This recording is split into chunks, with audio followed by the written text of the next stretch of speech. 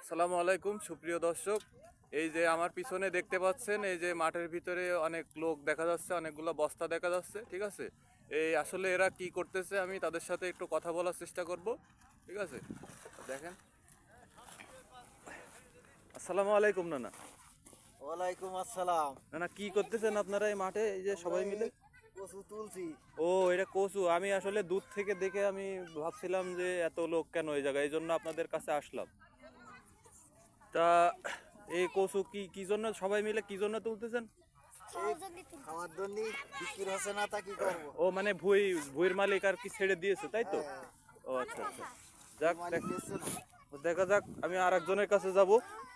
আসসালামু আলাইকুম নানা। ওয়ালাইকুম আসসালাম রাহমাতুল্লাহি ওয়া বারাকাতুহু। নানা, কি এই কচু তুলছেন? হ্যাঁ, কচু তুলছি। এই ভুঁই কি উন্মুক্ত করে দিয়েছে? হ্যাঁ হ্যাঁ, উন্মুক্ত করে দিয়েছে। এই বিটা 2 বিঘে কচু করিল, হ্যাঁ কইরে তার প্রায় 1.5 লাখ টাকা খরচ। হ্যাঁ। কইরে সে এখন সব মানুষ দিয়ে দিচ্ছে, ও, বিক্রি হচ্ছে না, তা কি করবে? 1.5 লাখ টাকা খরচ করে সব মানুষ দিয়ে দিল। তাহলে তো এই ভুঁইয়ের মালিকের অনেক লস হয়েছে। অনেক লস, অনেক লস। যাক, এই আলু আর এই কচু একরকম হয়ে গিয়েছে। তা কচু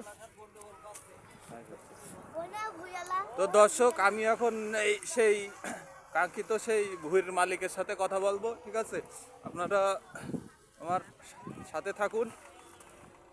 আমি সেই জমির মালিকের সাথে কথা বলবো এখন।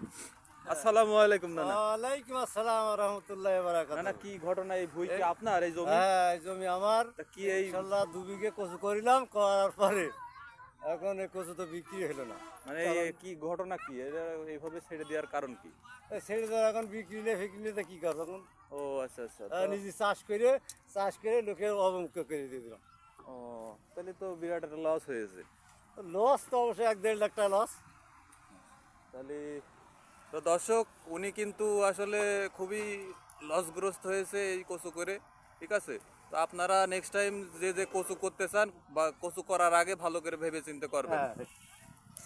তো আজকের ভিডিও এই পর্যন্তই। সবাই ভালো থাকবেন। আসসালামু আলাইকুম।